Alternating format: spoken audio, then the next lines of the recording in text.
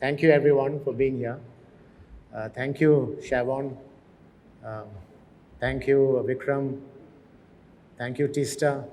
If I had known what you said then, things would have been much better, I can tell you. Anyway, I was always the quintessential suit, which is why today I decided to wear one. Though the invite said it was meant to be casual or smart casual, I said I may as well live up to what I was known for. So good evening, ladies and gentlemen, friends, industry peers, and my family. I'm grateful that you've taken time off to be here for this award presentation. I know that drinks always help, but that's just the motivator, never the denominator of the evening. I actually didn't know where to begin and who to thank. Achievement Awards come because along the way you've been supported by so many people. So many people have played a role in this coveted recognition. The journey was long. 40 years is a long time, enriching and rewarding, impossible to put in words either the journey or how much I enjoyed my chosen profession. However, tongue-in-cheek, the thought did occur to me that I was being put to pasture.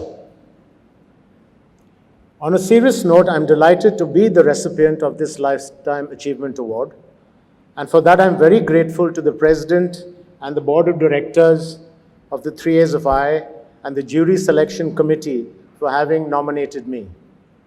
It's an honor and privilege to have been selected, and I am ever so thankful for this recognition.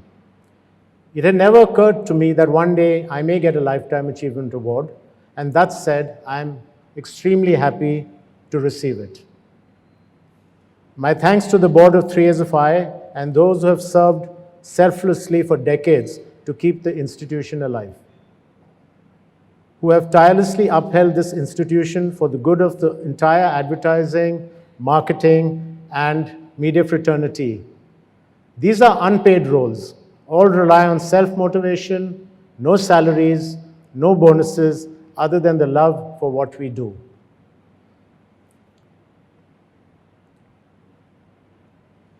As is the tradition, I will share my journey as briefly as I can and compress 40 of my longest years into timeline minutes, or a time lapse as we now know it today. My long career has been eventful and a roller coaster ride. Never a dull day, always a full day. So where did my professional career begin? Even if you've heard of Rani of Jhansi and Guru Nanak, remote chances that you would have heard of 35 Rani Jhansi Road, where the famous Guru Nanak ball-bearing market was. I know Mr. Lamba has fond memories, and that's where India's most famous agency was housed. And that's where I probably got my bearings. If it was Tuesday, it was pigs going to the nearby abattoir. And Friday, it was goats. So quite a treacherous road. On most other days, it was us. What we knew was a go-down on the first floor with no electricity and Birla Yamaha generators run on kerosene. So humble beginnings, no doubt. Ogilvy was in the adjoining office. We controlled the cafe, so we grew up on hot coffee, whilst Ogilvy enjoyed its cold. I hadn't even heard of Lakshmi building. Then it was not even a dream. My professional journey began in the 80s with my desire to work for what was then called Hindustan Thompson Associates. So off I went on the coldest winter morning in Delhi to Rani Jhansi Road and was selected, and that was the only agency group I stayed with for my entire career. As Nakul just reminded me, you didn't have the guts to step out, but thankfully you went up. And that particular agency went on to become one of India's most sought after agencies and definitely the most admired. Agency for Sir Martin Sorrell, to want to buy it. We became a force to reckon with. We commanded respect, had the bluest of blue chip clients, GSK, Nestle, PepsiCo, Escorts, Yamaha, Hero, a limitless lineup of India's finest and the world's most admired brands, and each one a story in itself. As we said, we were judged by the company we kept. Most of my knowledge and experience I owe to these clients and brands.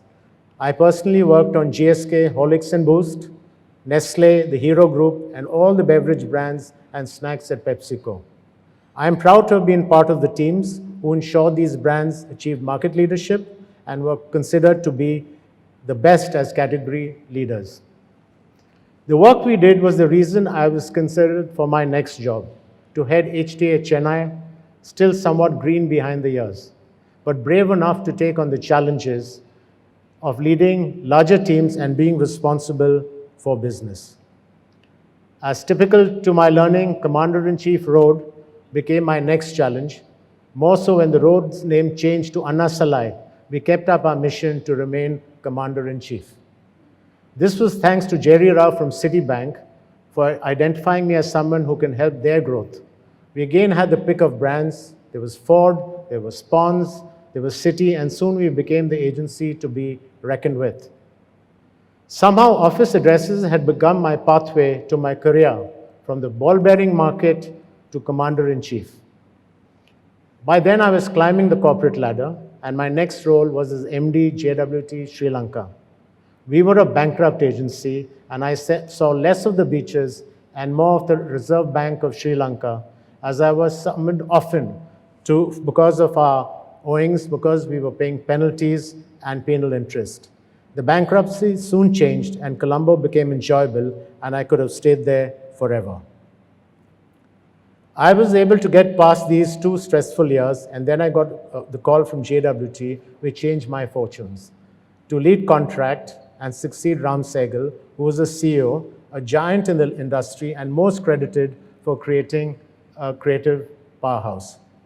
The JWT contract sibling rivalry was legendary, and that stoked the passion of many youngsters to join us. HTA was always first, but contract was nimble. Our mindset was to be the challenger, with a great creative reputation and a bunch of talented people who wanted to be the best. Our rallying cry was easy: to be second to none. And that spirit was what quickly propelled us to an independent number 5 agency network in India. HTA that year was ranked number 4. These rankings were the brand equity rankings, and that's all we had to go by. But there is a God above, and then began the greatest and most wonderful job of my life. On Mike Khanna's retirement, one of the most legendary and successful leaders of our time, I was offered that job to lead HTA and JWT. Lakshmi had truly entered. For those who may not know, Lakshmi Building was HTA's head office address. Getting the top job at HTA from amongst the many contenders, all vying for the job, was then probably my biggest achievement.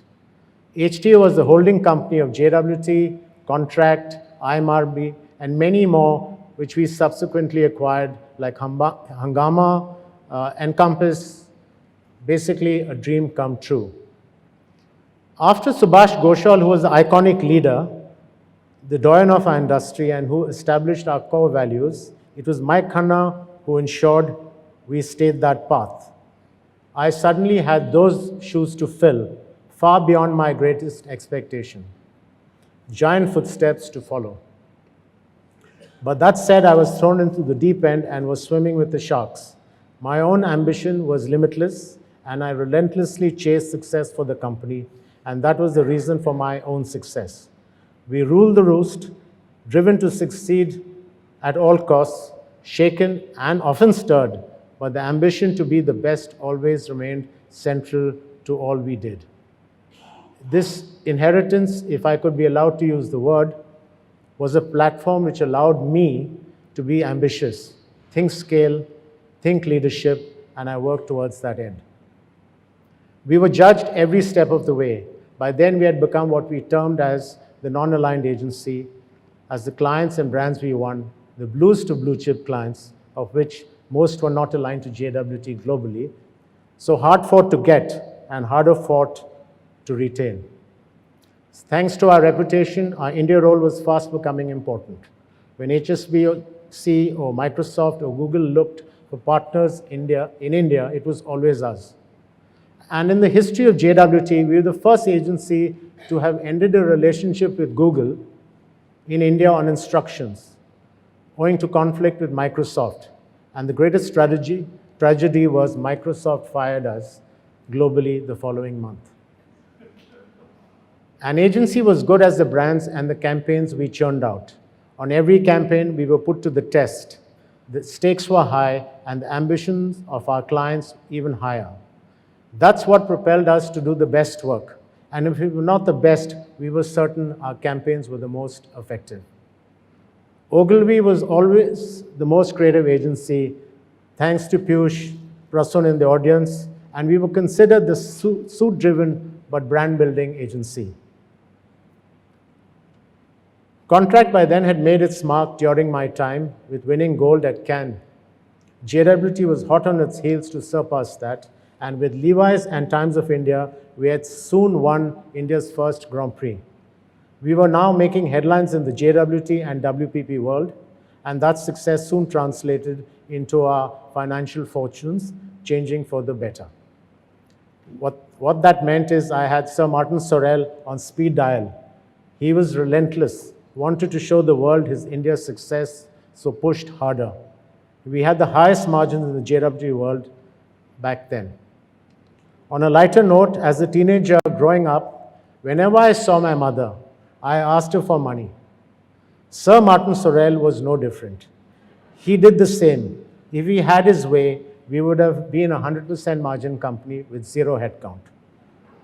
But he was our super boss and hugely respected by clients and us likewise. But it was thanks to JWT, WPP, and numerous country heads who helped us along the way. My global chairman and CEO then, Bert Manning, and recently Bob Jeffrey, who led the company through the most difficult times, and to whom I owe a debt of gratitude for always believing in the India story and supporting our cause. I had earned the trust of the company.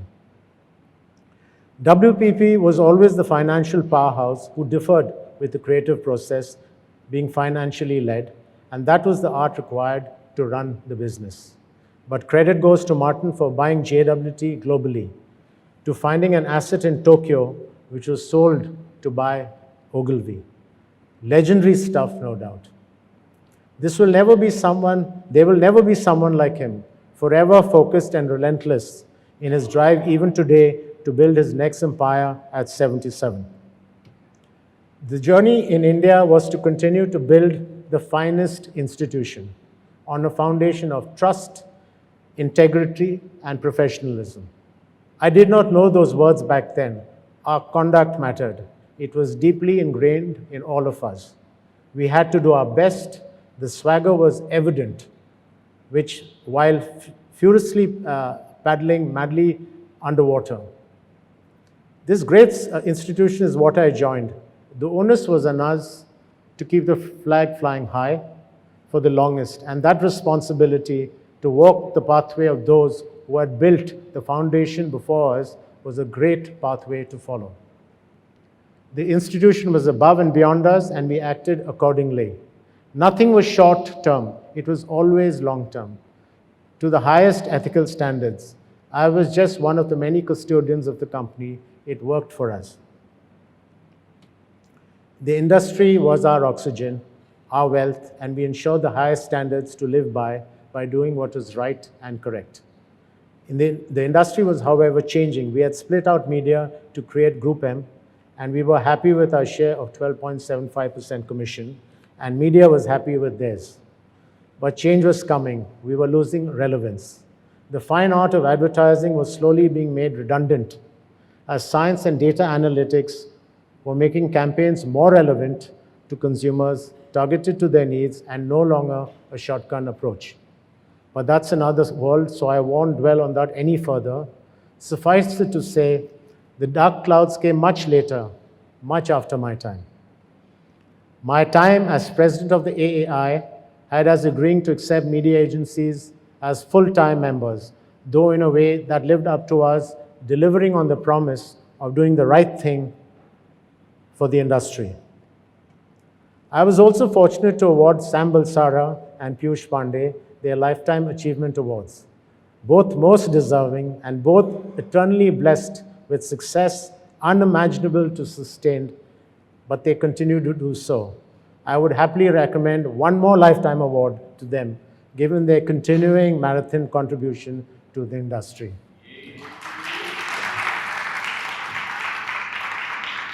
I recall Sam at his coronation or at his ceremony, we made Sam step up once or twice, and I think he obeyed us for a change.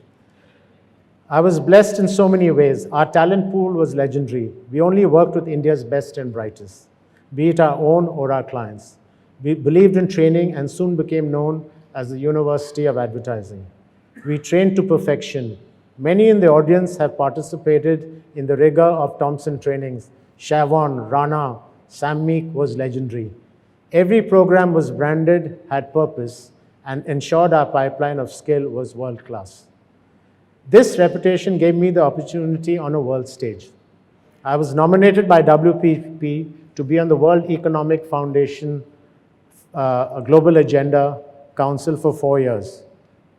Was a jury member at Cannes for the Effectiveness Awards, and a jury member on many agency and FE committees. My next phase of life was to join private equity with El Catetin, based in Singapore. The role was exciting. We owned 26 companies across Asia, and as owners of those companies, I had to work with CEOs and CMOs of our investee companies. My remit was marketing at the group level, so met with agencies across Asia to select our agency partners. LVMH was our parent and believed in brands, so that was an exciting phase and I have the fondest of memories, but enough said. Ashok Kurin was there at one of those lovely evenings. He's here today, and he saw the power of private equity and how an investor's money is soon parted. To try and sum up my professional life or my mantra of success is best stated by 4 statements. One was, nothing will work unless you do. It's on every email I send even today.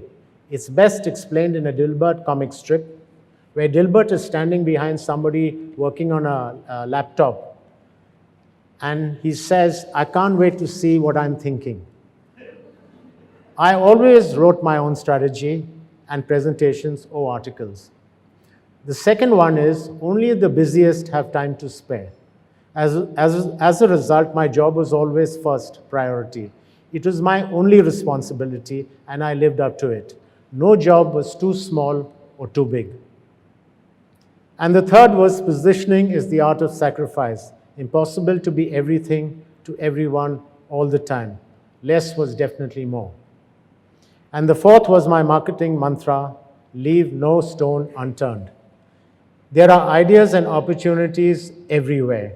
Search and dig deep for insights. Must say this clarity was best understood after I met Sharon Stone. Resonates?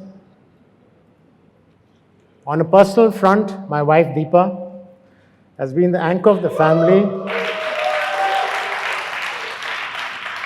my biggest supporter of my professional life, my sounding board for many decisions, basically my monitor.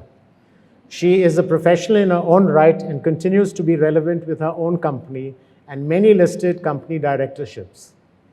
We have a full family house in the audience today with my son Rohan and daughter-in-law Mansi and our extended family represented by Praful. To end my acceptance talk, I again thank the board for this award. Thank you for being patient. I am grateful and feeling blessed. Thank you very much.